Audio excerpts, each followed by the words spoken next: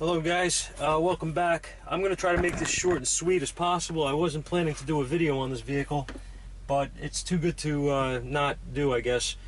Didn't take us long to diagnose it or anything like that. It wasn't anything too crazy, but I just want to show you what we got here, and then you guys can make the call on what you think, alright?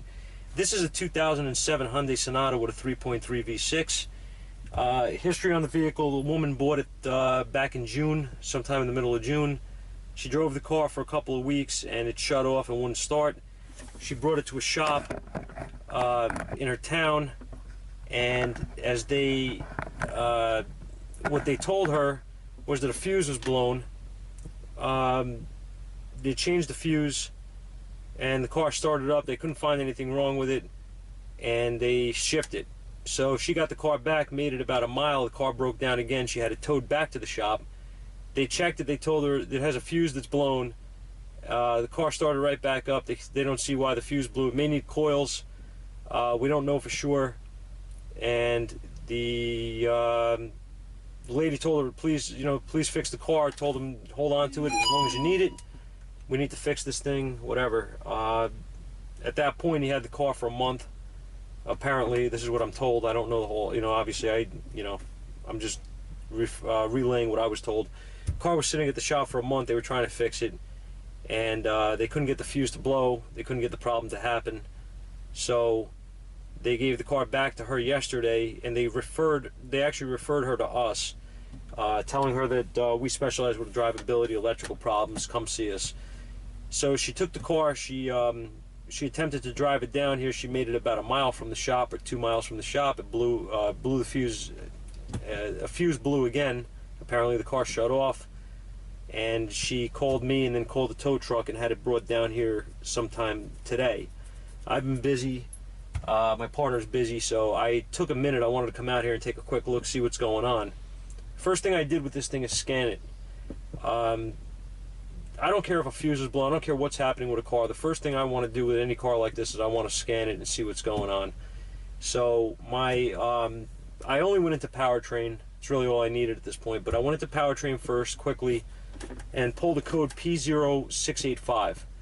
The definition of the code is something like ECU main power relay circuit malfunction, short to battery, short to ground, open circuit, whatever. Something's wrong in that circuit. So at that point, I went into data just to check and see what was going on with that, and I see that there's no fuel pump operation and multiple other things that weren't being turned on, which are controlled by the computer. So my next step was to go and check my power supplies to the PCM. First thing I'm going to do, knowing that a fuse is blowing, is I'm going to fuse boxes and I'm pulling a diagram and checking fuses. So what I did was, and I'm going to show you guys the diagram here because it is important to the video that you see, and I'm going to set you up here so you can see the diagram, and I'm going to walk you through what we did and how we approached it. Okay, so what was our attack plan here? P0685 is referring, hang on guys, trying to get some point too, is referring to this engine control relay circuit. Now, what I have circled here is the 30 amp fusible link. That powers the coil side of the relay, right, with the control side as the ground, right, from the PCM. And it also powers our output of the relay, which is here, okay, the yellow trace that I have. So if you look, if this fuse here is blown, which it was when I came in the vehicle, this fuse to blow would have it could have a shorted relay, I guess, right?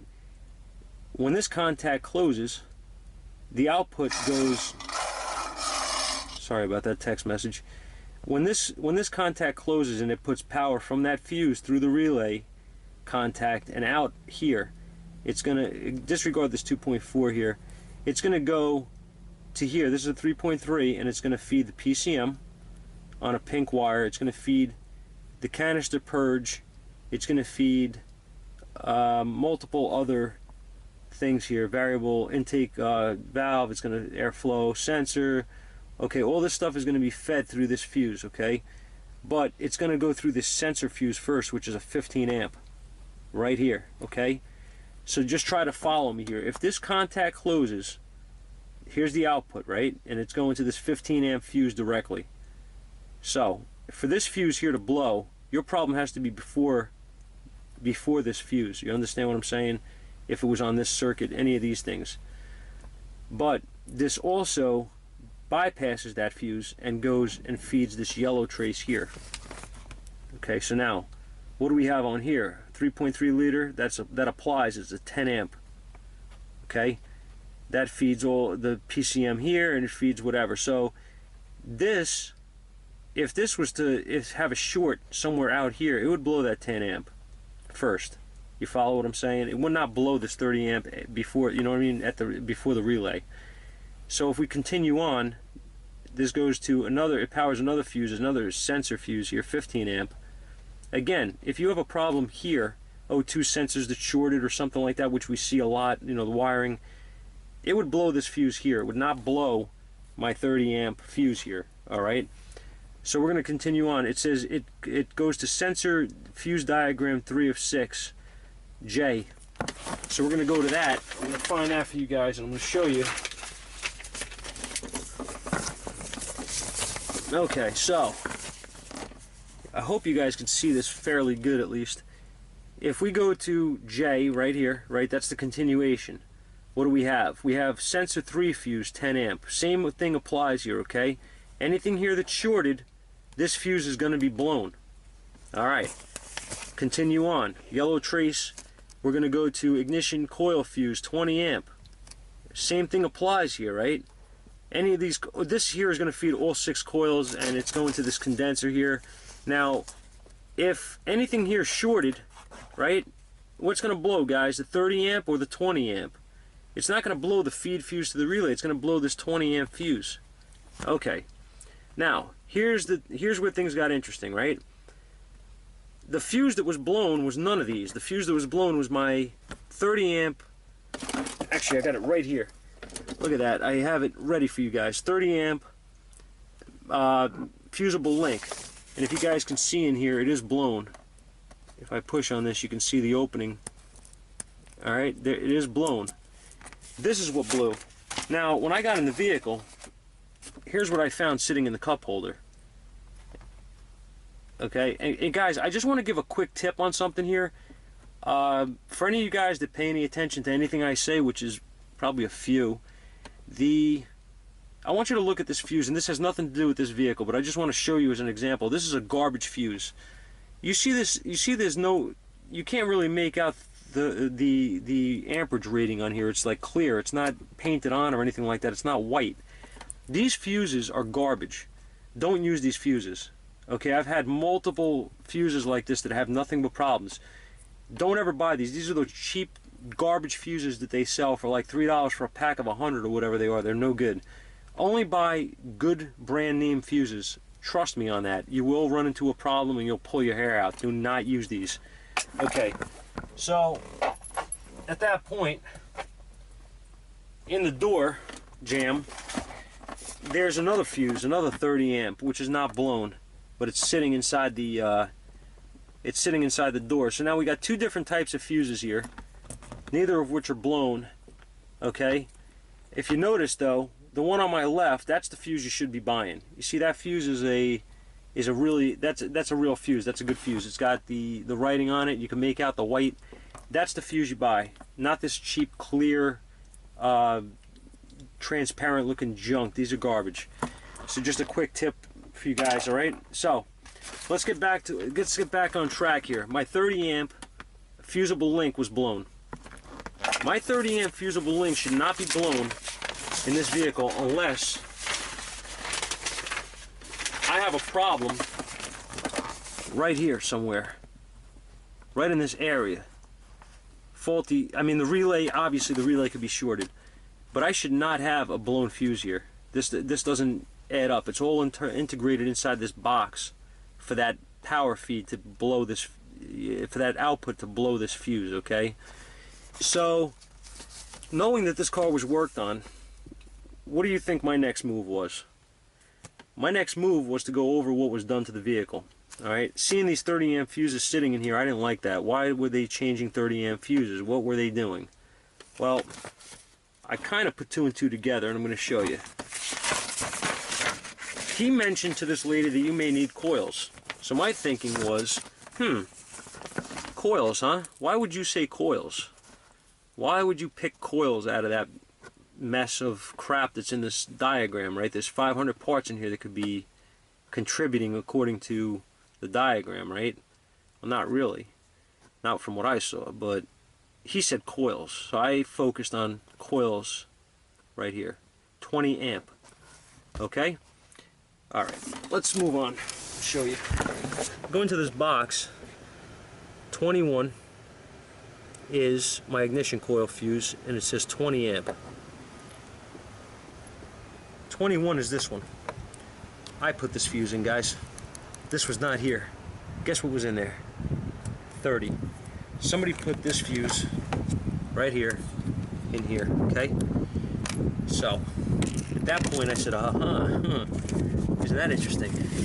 Could it be that when this thing, and I mean, I could be dead wrong here, you know, but could it be that whatever shorted is on that coil circuit, right?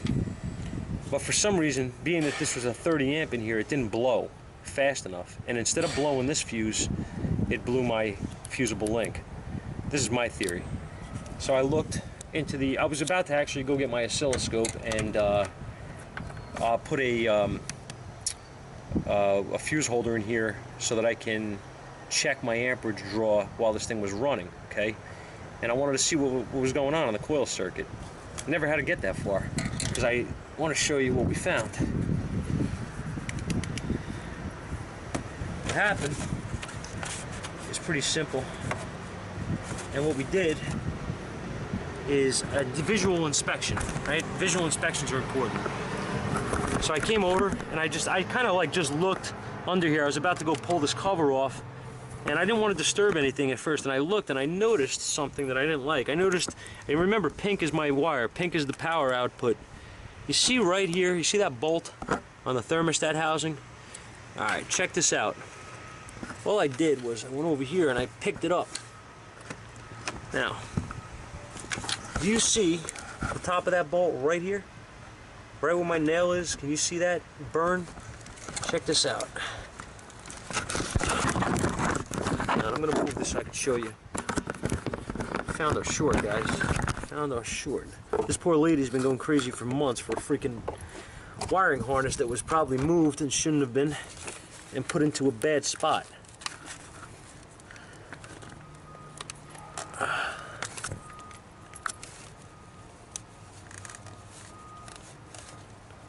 Yeah, I know. I don't have my tools out here, guys, and I don't feel like stopping to go get them to pull this freaking cover off, but I want to show you right there. There it is. Look at that. There's your pink wire. See it? There you go. There's your exposed. Let me get you a better shot of it. I have to get this thing inside because it's starting to rain, so that's why I'm not going too crazy here. But I want to show you. See it? See that pink wire? There's a view, guys. That is shorted on this bolt right there. That's exactly how it was sitting, right there. The reason that this thing never blew for these guys when they were driving the car, I mean when they were working on this car, is because they didn't drive it. It had no vibration, no stop and go. The engine didn't torque over, and that was just probably far enough away not to cause the thing to short out and blow the fuse. These knuckleheads put the wrong amperage fuse in, which I could do a video on all by itself on stop putting the wrong amperage fuses in these cars. You're gonna destroy something. It's not brain surgery. They're marked with color codes and numbers for a reason. What is so hard? God almighty, why do you put the wrong freaking fuses in? Put a lower amp fuse in if you don't have the right one. That's okay. It'll blow at the most, that's it. You're not going to blow modules and burn out freaking wiring harnesses and everything else that we have repaired time and again. I shouldn't be saying this because I'm going to freaking lose money because people aren't going to do it, right? Yeah, right. Anyway, stop doing it. Anyway, this is going to be repaired simply. I'm going to take it inside. I'm going to repair the harness. I'm going to insulate the harness, and I'm going to verify that there's no other places that this thing could be chafed. And this customer is going to have a car that she could actually drive now after owning it for months and not being able to ever use it. So this is what we found. This is where we're at, and it's a good thing. So I hope it helps somebody out there. I hope you guys enjoy this, and if you do, give me a thumbs up. If you don't, well, give me a thumbs down, I guess. Wouldn't be the first time. Talk to you guys soon.